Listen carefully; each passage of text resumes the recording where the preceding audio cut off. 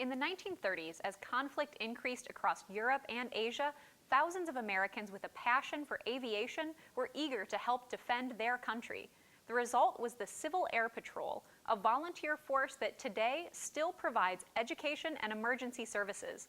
I was honored to join a group of young volunteers as they begin their training in an organization designed to teach discipline and community service. On a warm Saturday afternoon, dozens of volunteers between 12 and 18 years old gather at the Indiana National Guard facility at the Gary Chicago International Airport. We're going to talk about the salute. We're going to talk about coming to attention. The group listens patiently to a lesson in military customs, all the while waiting for the opportunity that brought most of them here, the chance to fly.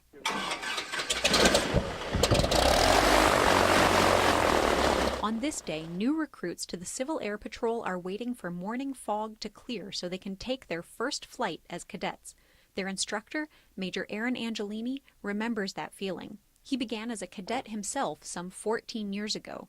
Today, he leads 8 units with a combined 75 cadets. So Civil Air Patrol was actually created 7 days before Pearl Harbor happened, December 1st, 1941. It was really a bunch of aviation enthusiasts trying to get together to do some flying. After that happened, we were tasked, because we were the largest group of single-engine aircrafts around, to do coastal patrol during World War II. After sinking 2 German submarines and rescuing pilots whose aircraft were shot down, the Civil Air Patrol became a permanent volunteer wing of the newly formed United States Air Force in 1948. Today, the nonprofit group focuses on 3 missions, including emergency services. Our main focus is with search and rescue.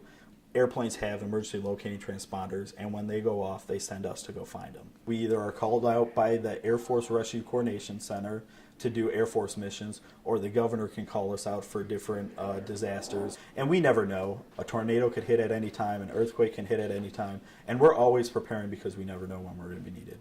The second mission is the cadet program, which stresses leadership, discipline, and community service. This is part of the youth development program that we do to install leadership, self-discipline, and other good morals for them. It is one day a week, usually about 2.5 hours for the meetings, and then we have weekend activities. There's no formal commitment, and a lot of it is teaching them followership and how to manage themselves before they can manage others. So it's really a crawl, walk, run kind of strategy we use for developing our cadets. Cadet Logan Kripe says he joined to get an early start at a military career. I really liked airplanes, and my uncle was in the Army, and I thought about joining the Army, so then I decided to join CAP from somebody from our church who told us about it. I was pretty excited. I wanted to fly the airplanes the most, and then later I actually joined an academy where I could fly gliders and such, and then I got my private glider's license so I can fly around and have fun. The third mission, aerospace education, is an important part of cadet training. Programs are also presented to the community and at local schools. We do internal aerospace education within Civil Air Patrol, and then we have external aerospace education where we actually go out to local communities to teach about aerospace. That was my favorite part, like how the airplanes work and how they fly and stuff like that. That was what I really liked. While many of the cadets aspire to join the military, no commitment is needed.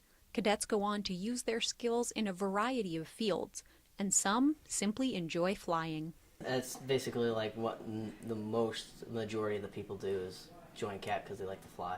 If you really like airplanes, I highly suggest the program.